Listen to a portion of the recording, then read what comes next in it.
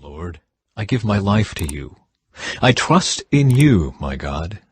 Do not let me be disgraced, or let my enemies rejoice in my defeat.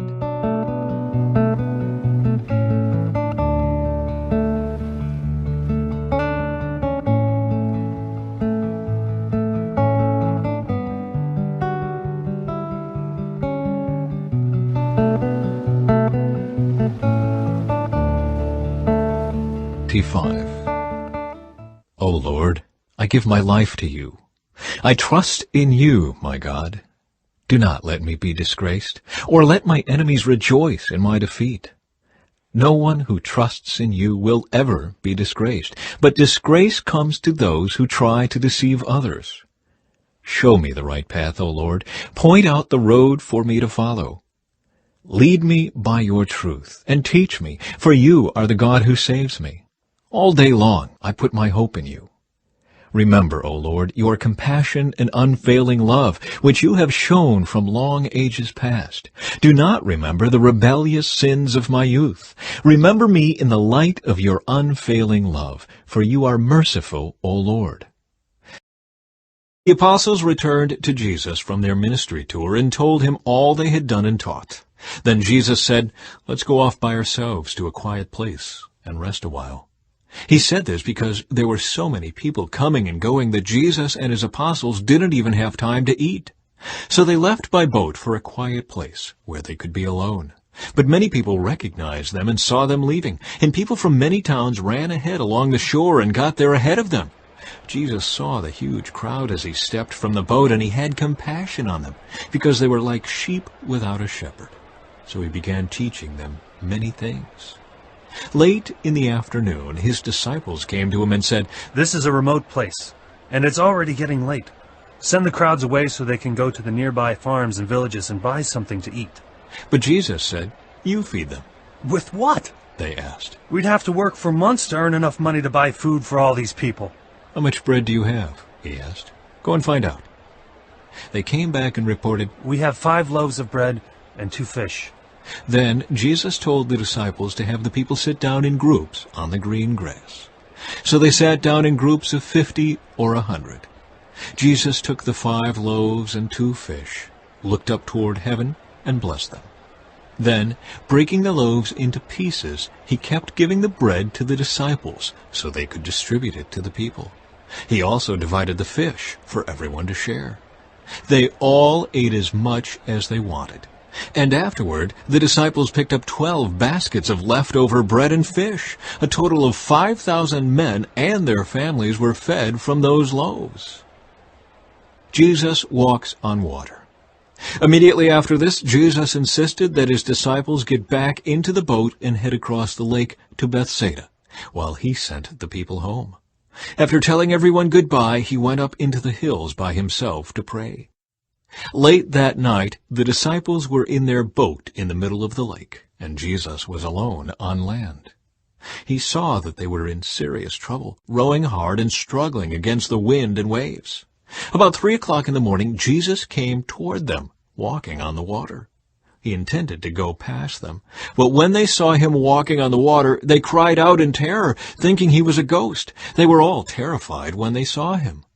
But Jesus spoke to them at once. "Don't be afraid," he said. "Take courage, I am here." Then he climbed into the boat, and the wind stopped. They were totally amazed, for they still didn't understand the significance of the miracle of the loaves. Their hearts were too hard to take it in. After they had crossed the lake, they landed at Gennesaret. They brought the boat to shore and climbed out. The people recognized Jesus at once, and they ran throughout the whole area, carrying sick people on mats to wherever they heard he was. Wherever he went, in villages, cities, or the countryside, they brought the sick out to the marketplaces. They begged him to let the sick touch at least the fringe of his robe, and all who touched him were healed.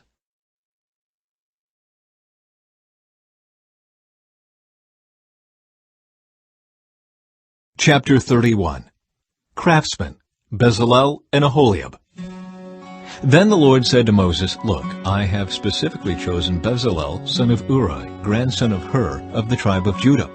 I have filled him with the Spirit of God, giving him great wisdom, ability, and expertise in all kinds of crafts.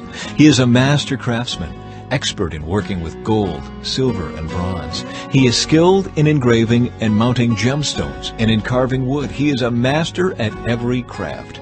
And I have personally appointed Aholiab, son of Ahisamach, of the tribe of Dan, to be his assistant. Moreover, I have given special skill to all the gifted craftsmen, so they can make all the things I have commanded you to make: the tabernacle, the ark of the covenant, the ark's cover, the place of atonement, all the furnishings of the tabernacle, the table and its utensils, the pure gold lampstand with all its accessories, the incense altar, the altar of burnt offering with all its utensils, the wash basin with its stand, the beautifully stitched garments, the sacred garments for Aaron the priest, and the garments for his sons to wear as they minister as priests, the anointing oil, the fragrant incense for the holy place. The craftsman must make everything as I have commanded you. Instructions for the Sabbath. The Lord then gave these instructions to Moses.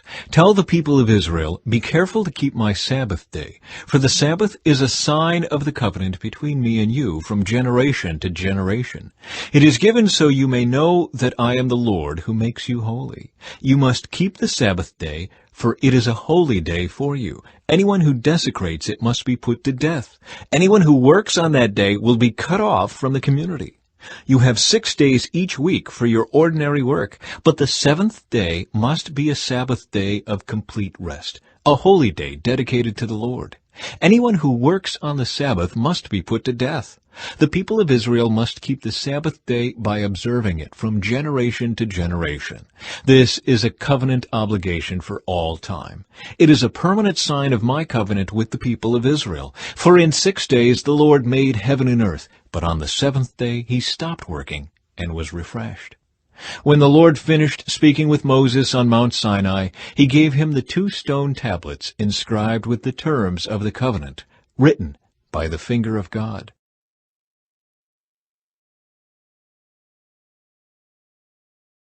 Chapter 32. The Gold Calf. When the people saw how long it was taking Moses to come back down the mountain, they gathered around Aaron. "Come on," they said, "make us some gods who can lead us. We don't know what happened to this fellow Moses who brought us here from the land of Egypt." So Aaron said, "Take the gold rings from the ears of your wives and sons and daughters and bring them to me." All the people took the gold rings from their ears and brought them to Aaron. Then Aaron took the gold, melted it down, and molded it into the shape of a calf. When the people saw it, they exclaimed, "O Israel, these are the gods who brought you out of the land of Egypt." Aaron saw how excited the people were, so he built an altar in front of the calf. Then he announced, "Tomorrow will be a festival to the Lord." The people got up early the next morning to sacrifice burnt offerings and peace offerings. After this, they celebrated with feasting and drinking, and they indulged in pagan revelry. The Lord told Moses, "Quick, go down the mountain. Your people, whom you brought from the land of Egypt, have corrupted themselves. How quickly they have turned away from the way I commanded them to live. They have melted down gold and made a calf, and they have bowed down and sacrificed to it. They are saying, 'These are your gods, O Israel, who brought you out of the land of Egypt.'" Then the Lord said, "I have seen how stubborn and rebellious these people are. Now leave me alone so my fierce anger can blaze against them, and I will destroy them. Then I will make you, Moses, into a great nation." But Moses tried to pacify the Lord his God. "O Lord," he said, "why are you so angry with your own people, whom you brought from the land of Egypt with such great power and such a strong hand? Why let the Egyptians say, 'Their God rescued them with the evil intention of slaughtering them in the mountains and wiping them from the face of the earth'? Turn away from your fierce anger. Change your mind about this terrible disaster you have threatened against your people. Remember your servants, Abraham, Isaac, and Jacob. You bound yourself with an oath to them, saying, 'I will make your descendants as numerous as the stars of heaven, and I will give them all of this land that I have promised to your descendants, and they will possess it forever.'" So the Lord changed his mind about the terrible disaster he had threatened to bring on his people. Then Moses turned and went down the mountain. He held in his hands the 2 stone tablets inscribed with the terms of the covenant. They were inscribed on both sides, front and back. These tablets were God's work. The words on them were written by God himself. When Joshua heard the boisterous noise of the people shouting below them, he exclaimed to Moses, "It sounds like war in the camp." But Moses replied, "No, it's not a shout of victory, nor the wailing of defeat. I hear the sound of a celebration." When they came near the camp, Moses saw the calf and the dancing, and he burned with anger. He threw the stone tablets to the ground, smashing them at the foot of the mountain. He took the calf they had made and burned it. Then he ground it into powder, threw it into the water, and forced the people to drink it. Finally, he turned to Aaron and demanded, "What did these people do to you, to make you bring such terrible sin upon them?" "Don't get so upset, my lord," Aaron replied. "You yourself know how evil these people are. They said to me, 'Make us gods who will lead us.' We don't know what happened to this fellow Moses who brought us here from the land of Egypt. So I told them, 'Whoever has gold jewelry, take it off.' When they brought it to me, I simply threw it into the fire, and out came this calf." Moses saw that Aaron had let the people get completely out of control, much to the amusement of their enemies. So he stood at the entrance to the camp and shouted, "All of you who are on the Lord's side, come here and join me." And all the Levites gathered around him. Moses told them, "This is what the Lord, the God of Israel, says. Each of you, take your swords and go back and forth from one end of the camp to the other. Kill everyone, even your brothers, friends, and neighbors." The Levites obeyed Moses' command, and about 3,000 people died that day. Then Moses told the Levites, "Today you have ordained yourselves for the service of the Lord, for you obeyed him even though it meant killing your own sons and brothers. Today you have earned a blessing." Moses intercedes for Israel. The next day Moses said to the people, "You have committed a terrible sin, but I will go back up to the Lord on the mountain. Perhaps I will be able to obtain forgiveness for your sin." So Moses returned to the Lord and said, "Oh, what a terrible sin these people have committed. They have made gods of gold for themselves. But now, if you will only forgive their sin, but if not, erase my name from the record you have written." But the Lord replied to Moses, "No, I will erase the name of everyone who has sinned against me. Now go, lead the people to the place I told you about. Look, my angel will lead the way before you, and when I come to call the people to account, I will certainly hold them responsible for their sins." Then the Lord sent a great plague upon the people because they had worshipped the calf Aaron had made.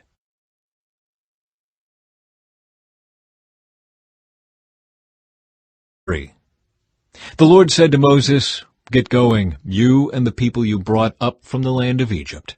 Go up to the land I swore to give to Abraham, Isaac, and Jacob. I told them, I will give this land to your descendants, and I will send an angel before you to drive out the Canaanites, Amorites, Hittites, Perizzites, Hivites, and Jebusites. Go up to this land that flows with milk and honey, but I will not travel among you, for you are a stubborn and rebellious people. If I did, I would surely destroy you along the way."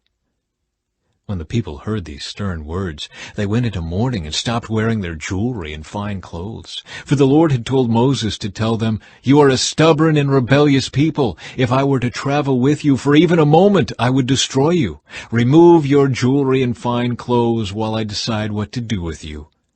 So from the time they left Mount Sinai, the Israelites wore no more jewelry or fine clothes.